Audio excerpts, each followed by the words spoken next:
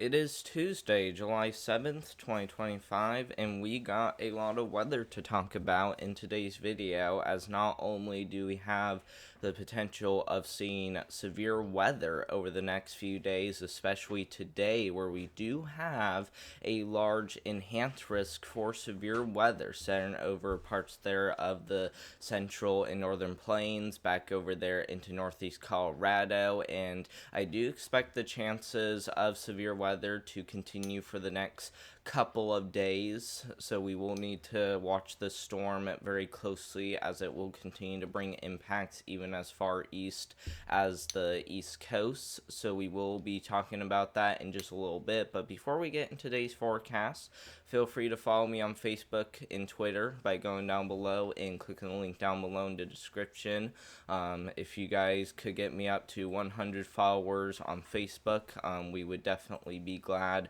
to do a live stream on there, so make sure to do that, and I really do appreciate it. Let's first start off by going over the severe weather threat for today, and you guys can see that we do have an enhanced risk level 3 out of 5 threat for severe storms centered over areas of the central and as well as the northern plains, with really the main concern for today being those damaging winds. Damaging winds is especially what's going to be triggering the enhanced risk of severe weather, and some of this area is even included in that hatched risk. That hatched risk that you see, which is the black lines going through, indicates a chance of winds exceeding 75 mile per hour winds or greater. So that just goes to show you that significant damaging winds are going to be a big possibility for today, along with some large hail, some of which may even be as large as apple size.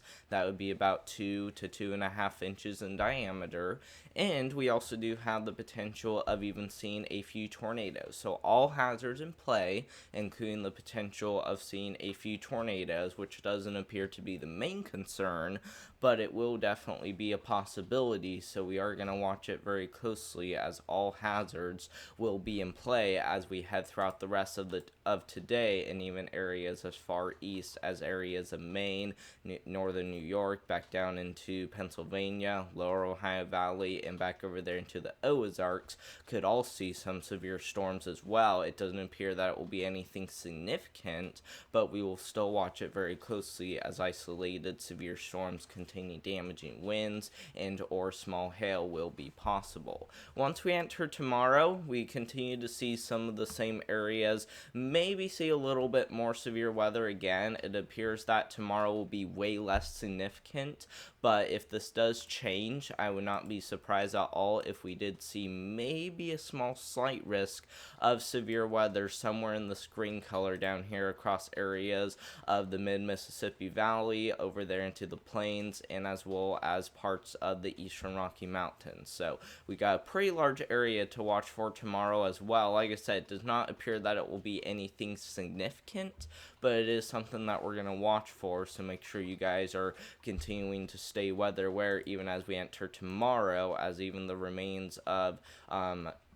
tropical depression Chanta will continue to bring impacts even as far north as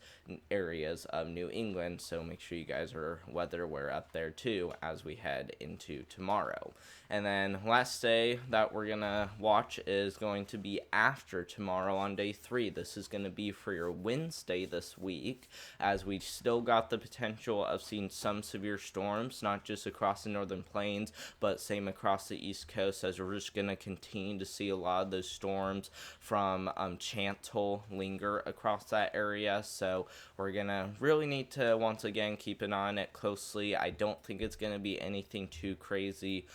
after tomorrow, but still we're going to have that chance in place, so make sure you guys are being weather aware out there.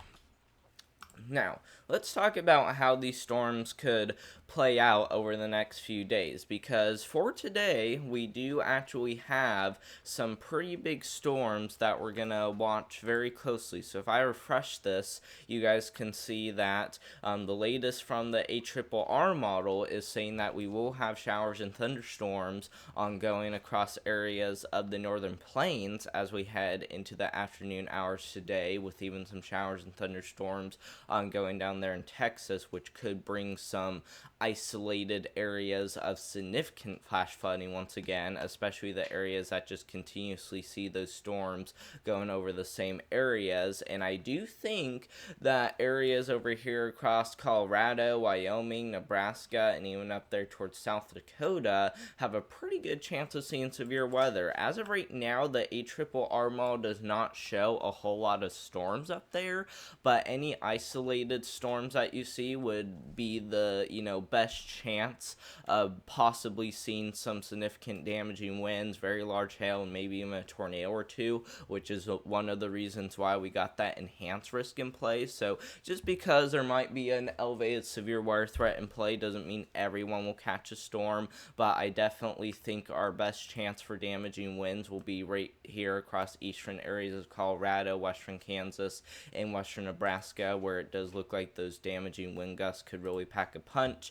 And then after that, we actually start to see another potential damaging wind threat form across areas of Nebraska and Iowa, as we will have some areas of showers and storms ongoing, and then those should die down once we enter tomorrow morning, and I do expect the threat to continue from there. If we look a little farther east, you guys can see that if we look over here across areas of the lower Ohio Valley, we actually will have a few isolated showers and even some thunderstorms ongoing today, especially across areas of Indiana and as well as Kentucky, where we do have the potential of seeing some isolated winds once again. And like I was saying, it's not going to be anything significant, but it will definitely be something to watch for, as that marginal risk pretty much sets up like this. It's kind of like that, where we're especially going to be watching right in this area for the highest chance of seeing some damaging winds,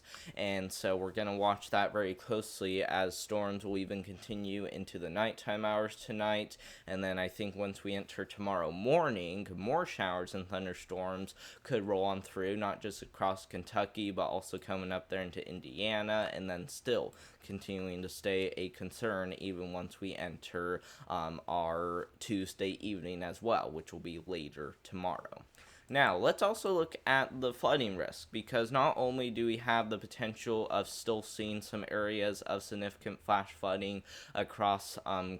areas of central Texas, but even up there towards areas of the East Coast, and even up here towards areas of the